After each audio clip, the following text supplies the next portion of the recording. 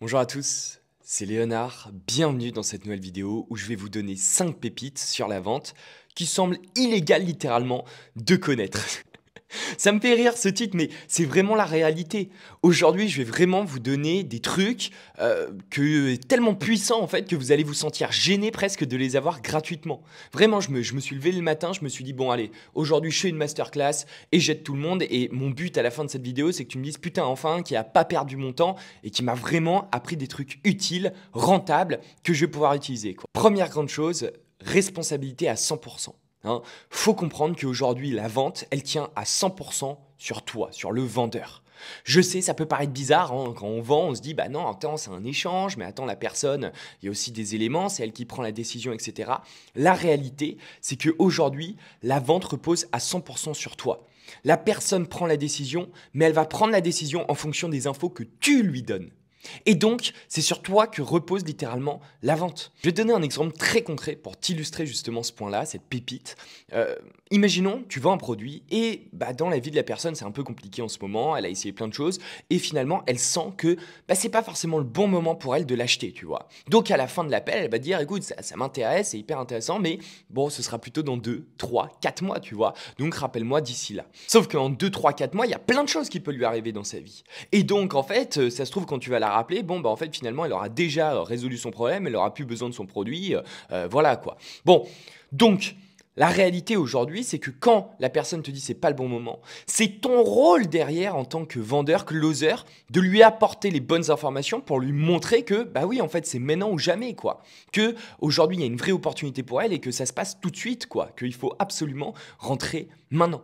Tu vois ce que je veux dire? Donc, en fait, c'est en fonction des informations et de mes paroles, de ce que je vais lui donner comme image mentale également, que ce que je vais lui donner comme argument, que la personne va derrière prendre ses décisions. Donc, en réalité, oui, d'un point de vue extérieur, on a l'impression que c'est un échange et que c'est elle derrière qui vient prendre la décision à la fin. Mais en réalité, on sait très bien que c'est faux parce que vu qu'elle prend ses décisions en fonction de ce que je lui dis, bon, tu vois ce que je veux dire. In fine, c'est moi qui tire un petit peu les ficelles de la vente. Deuxième grande pépite, ça va être au niveau de l'offre. Je vois beaucoup de vendeurs qui aujourd'hui essayent de faire en sorte de proposer des offres avec les promesses les plus hallucinantes possibles, quoi, tu vois.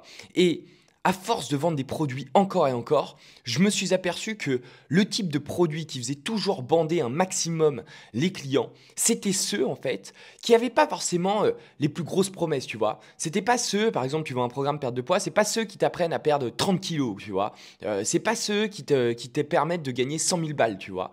Mais c'est vraiment ceux qui te permettent d'avoir un résultat évidemment désirable, mais rapidement en fait. Et cette rapidité, elle est extrêmement importante.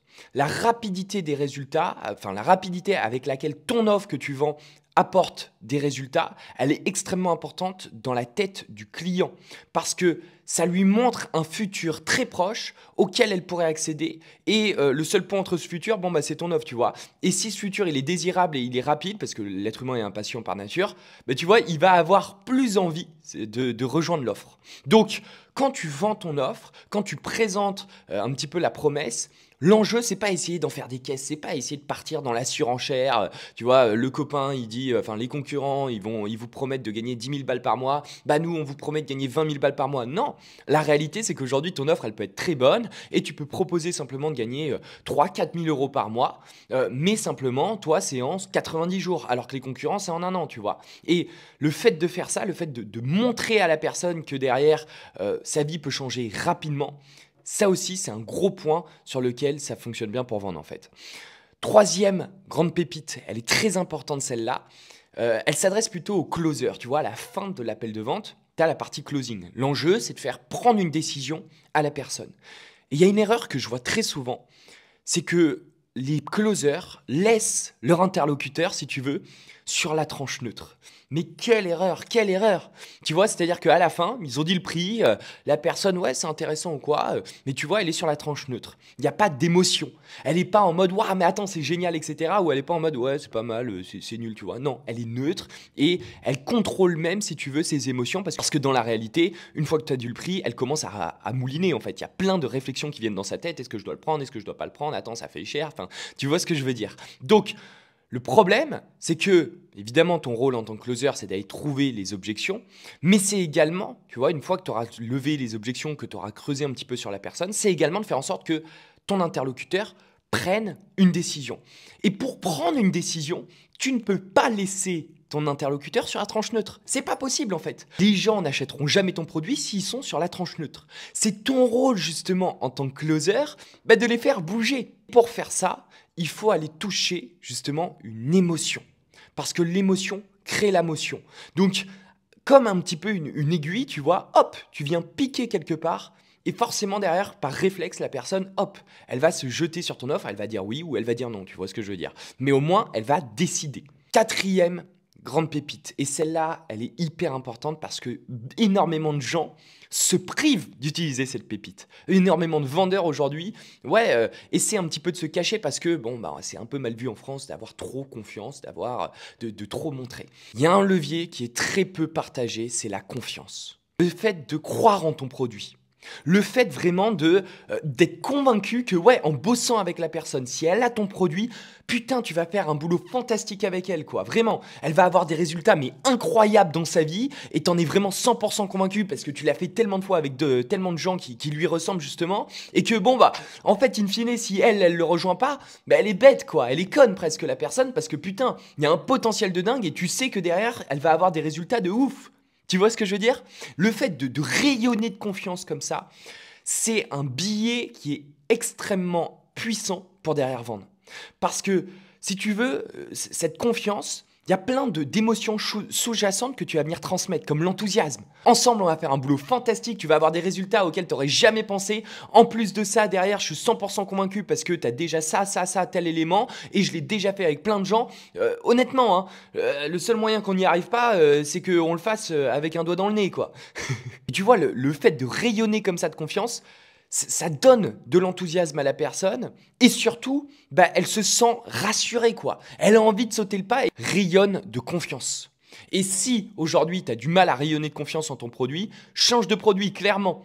Aujourd'hui, quand tu es vendeur, tu dois être 100% convaincu de ce que tu vends. Voilà, moi je prends très peu de produits à vendre, je donne très peu de produits à mes équipes à vendre parce que mon but c'est pas de changer de produit tous les 4 matins, mais c'est d'avoir les meilleurs produits sur leur marché respectif. Tu vois ce que je veux dire? Et comme ça, je sais que mes vendeurs, ils sont 100% à l'aise d'absolument tout faire pour réussir à les vendre parce qu'ils savent que derrière, les clients sont contents, ils savent que derrière, les produits qu'ils vendent changent la vie en fait. Dernière grande pépite, elle aussi, elle est extrêmement importante, c'est l'humain.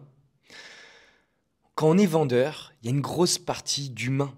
On oublie ça, mais ton rôle aussi, c'est de nouer une relation avec la personne. Alors bordel, sois bon avec la personne en face de toi. Fais-la rigoler. Sois authentique. Sois sincère. N'aie pas peur de peut-être en dire trop parfois. N'aie pas peur de donner des détails qui font perdre du temps, tu vois. Moi, combien de fois ça m'est arrivé dans mes appels de vente de perdre 5 minutes à partager une anecdote de moi à la mer avec ma grand-mère parce que, la personne est dans cette région, tu vois. Mais je te donne des détails, tu vois. Combien de fois ça m'est arrivé? C'est pas grave, en fait. Ça reste un humain et si tu arrives à gagner aussi cette relation de confiance, alors attention, t'es pas obligé, tu vois, t'as des gens, tu vas leur donner de l'amour entre grosses guillemets, tu vas essayer de les faire rigoler, etc. Bon, ils vont pas aimer, ils vont pas apprécier, mais c'est pas grave, parce que si derrière, ils voient que malgré le contexte de vente, toi, tu essayes justement de les faire rire, que tu es authentique, que tu es sincère, que t'as pas dans les yeux ce petit truc rouge là, de malin, de vicieux qui est là pour essayer de les niquer, tu vois. Bon, s'ils perçoivent ça, mais les mecs, évidemment qu'ils vont avoir envie de te faire confiance, évidemment que derrière, tes arguments de vente, ils vont avoir 100 000 fois plus d'impact en fait. Tu vois ce que je veux dire? Parce que qu'on soit franc, aujourd'hui, deux vendeurs, ils peuvent avoir les mêmes argumentaires, les mêmes techniques, les mêmes méthodes et pourtant avoir des résultats différents juste parce que derrière, l'interlocuteur ne croit pas l'un et croit l'autre en fait. Tu vois ce que je veux dire? Aujourd'hui, s'il n'y a pas une certaine relation, une certaine connexion faite avec l'humain, c'est très compliqué derrière d'aller vendre en fait parce que la personne ne croit pas en ce que tu dis. Tu vois ce que je veux dire? Donc, gagne l'humain. N'aie pas peur d'être authentique, n'aie pas peur d'être sincère et oui, n'aie pas peur parfois de perdre un petit peu de temps sur des détails mais pour accentuer justement cette relation. Si tu veux en savoir plus sur le closing, la compétence business qui m'a permis de devenir libre à seulement 22 ans, clique sur le lien juste en dessous, je te dis à tout de suite. De l'autre côté,